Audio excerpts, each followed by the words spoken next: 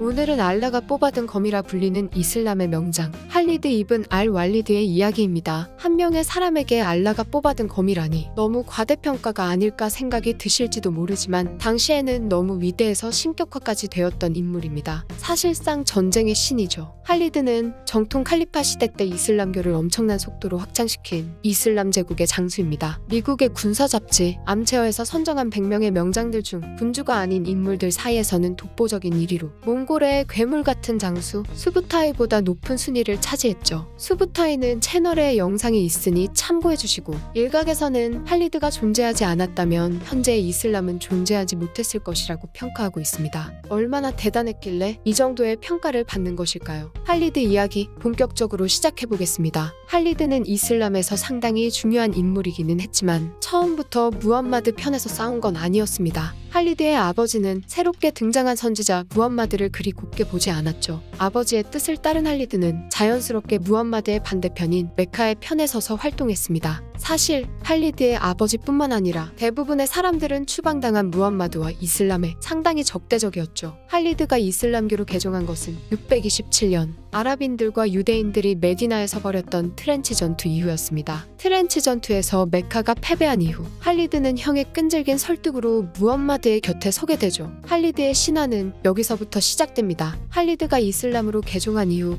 무함마드는 아랍인들의 국가인 가산왕조의 사절단을 파견하는데 가산왕조의 부족장 하나가 무함마드의 사절단을 모두 암살해버리고 말았죠. 가산 왕조의 만행에 크게 분노한 무함마드는 바로 전쟁을 준비합니다. 하지만 동로마 제국의 지원을 받은 가산왕조는 그리 호락호락한 상대가 아니었죠. 치열한 전투 속에서 이슬람 제국의 장수들은 모두 쓰러져 나갔고 후순위였던 할리드는 얼떨결에 지휘권을 얻게 됩니다. 문제는 할리드가 지휘권을 받은 당시는 3천의 군사를 데리고 1만에 달하는 군대와 맞서야 하는 상황이었습니다. 모두들 딱히 기대를 하지 않았죠. 하지만 할리드는 열악한 환경 속에서도 자신의 전투 능력을 발휘해 치열한 접전을 이어갔습니다. 비록 후퇴를 선택하긴 했지만 전멸의 위기를 넘긴 것과 멸강이었던 동로마 제국을 상대로 접전을 펼쳤다는 건 엄청난 일이었죠. 동로마 제국이라는 거대한 적을 상대로 자신의 검 9자루를 부러뜨려 가면서 치열하게 싸운 할리드는 알라가 뽑아든 검이라는 별명을 얻게 됩니다. 가산 왕조와의 전쟁을 통해 아랍 국가들 사이에서 입지를 넓힌 이슬람 제국은 바로 무함마드의 적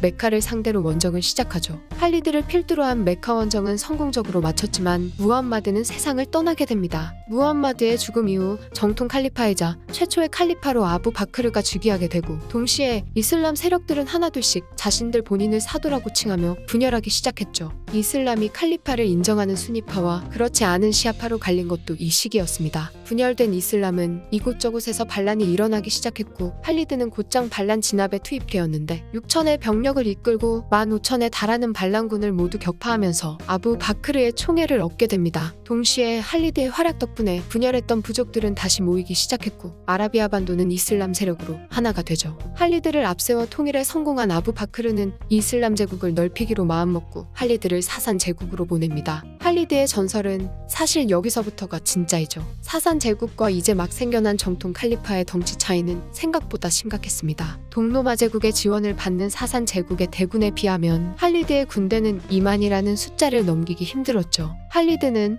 수적으로 열세인 상황을 극복하기 위해서 사산 제국 4개의 군대를 차례대로 격파하기로 결정합니다. 사산 제국과의 첫 번째 전투는 그야말로 대학살이었습니다. 물론 할리드의 군대와 사산 제국의 병력 차이가 그렇게 심하지는 않았지만 비교적 대국이었던 사산 제국의 중무장한 군인들이 쓰러져 나가는 것은 의외의 상황이었죠. 두 번째 전투에서는 5만에 달하는 사산 제국의 본대를 1만의 군대로 전멸시키며 동로마 제국까지 참전하게 만듭니다. 동로마 제국의 개입으로 사산 제국의 군대는 15만의 대군을 이루는데 할리드는 이번에도 1만 명의 정예군을 끌고 가서 10만의 목을 베어버리죠. 오랜 전통을 가진 사산 제국이 불과 1년 만에 괴멸한 것입니다. 더욱 놀라운 것은 사산 제국을 점령하는 와중에도 잠시의 쉴 틈 없이 메소포타미아의 중심지인 아리라와 안바르까지 점령한 것이죠. 이때부터 할리드가 이끄는 군대는 모바엘가드라고 불리게 되는데 모바엘가드는 사산왕조를 무너뜨린 이후에도 할리드와 함께 계속해서 활약합니다. 사산 제국을 점령한 것도 믿기지 않는 성과였지만 다음 해인 634년 할리드는 더욱 믿을 수 없는 일을 만들어냅니다. 바로 동로마 제국을 향한 진격이죠. 낙타를 이끌고 엄청난 거리의 시리아 사막을 횡단한 할리드는 순식간에 시리아 국경에 위치한 유세들과 보스트라까지 점령하는 데 성공합니다. 할리드가 보스트라를 점령하는 탓에 탓에 가산도왕조가 멸망하자 동노마는 자신의 입지의 위험을 느끼고 10만 대군을 일으켜 아즈다나인을 수비하죠. 하지만 10만의 대군도 할리드 앞에서는 가을 낙엽처럼 쓰러져 나갑니다. 결국 할리드는 레반트 지역까지 점령하면서 시리아 지역에 동노마 제국이 행사하는 영향력을 엄청나게 낮추죠. 그리고 할리드는 다마스쿠스까지 진격합니다. 당시 동노마 제국의 황제 이라클리오스는 다마스쿠스마저 빼앗기면 안 된다는 생각에 군대를 파견 보내지만 이 소식을 미리 들은 할리드는 매복한 상태로 행군해오는 군대를 계속해서 격파하며 자신에게 유리한 판을 짜냅니다. 결국 할리드가 이끄는 모바일 가드는 다마스쿠스까지 부수게 된 것이죠. 할리드가 다마스쿠스를 쳐부수는 사이 최초의 칼리파 아부 바크르는 숨을 거두고 우마르가 새로운 칼리파로 즉위합니다. 우마르는 칼리파로 즉위하자마자 할리드를 사령관 자리에서 해임시키고 우바에다를 사령관에 앉히죠. 유능한 장수인 할리드를 왜 해임시켰을까요? 이유는 역설적이게도 너무 대단했기 때문입니다. 할리드가 말도 안 되는 전쟁을 계속해서 이기며 숭배의 대상으로 떠오르는 것이 우마르에게 거슬렸기 때문이었죠.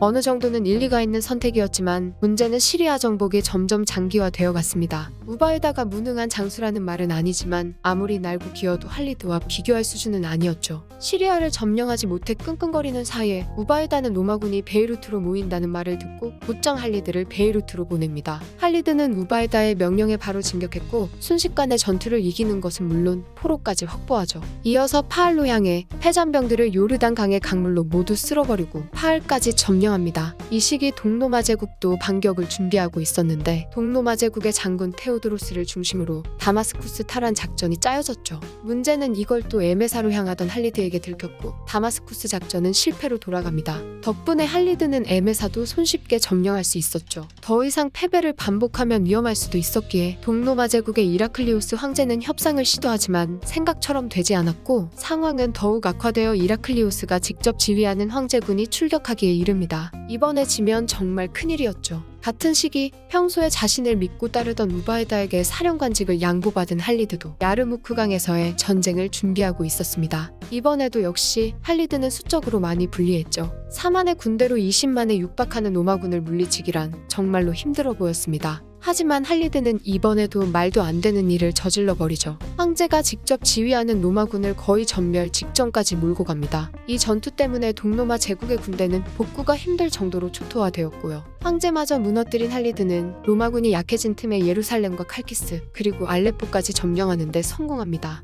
이제 남은 건 대망의 안티오쿠뿐이었죠. 이라클리우스 황제도 안티오쿠까지 무너진다면 끝이라고 판단하여 마지막 힘까지 모두 짜내서 군대를 파견합니다. 다만 10만 명으로도 20만 명으로도 막지 못했던 할리드를 고작 3만 명으로 막고자 하는 것은 말도 안 되는 일이었죠. 동로마 제국은 안티오크의 철다리에서 안티오크마저 이슬람에게 빼앗기고 맙니다. 안티오크가 뺏기면서 동로마 제국은 아시아에 대한 모든 영향력을 잃게 되었고요. 불리한 전투를 모두 승리로 이끌면서 사산 제국과 동로마 제국을 박살낸 할리드는 순식간에 숭배의 대상이 되기 시작했습니다. 하지만 이슬람 문화에서 신외의 다른 존재를 숭배하는 것은 금기였고 우마르는 할리드를 아예 장군 자리에서 쫓아내죠. 이슬람 교리 때문에 할리드를 쫓아낸 것도 있지만 더 큰 목적은 할리드의 영향력이 더 커지는 걸 방지할 목적이었습니다. 할리드는 장군 자리에서 쫓겨난 뒤에도 우마르에게 변함없는 충성심을 보여주었죠. 할리드가 아쉬워했던 것은 전장에서 죽지 못한다는 것뿐이었습니다. 전장에서 죽지 못한 것을 슬퍼하며 쉽게 눈을 감지 못하던 할리드는 알라의 검이 전쟁에서 져서 죽으면 그 꼴이 뭐가 되냐는 부인의 말에 마음의 근심이 약간은 사라진 듯 눈을 감았다는 이야기도 있죠.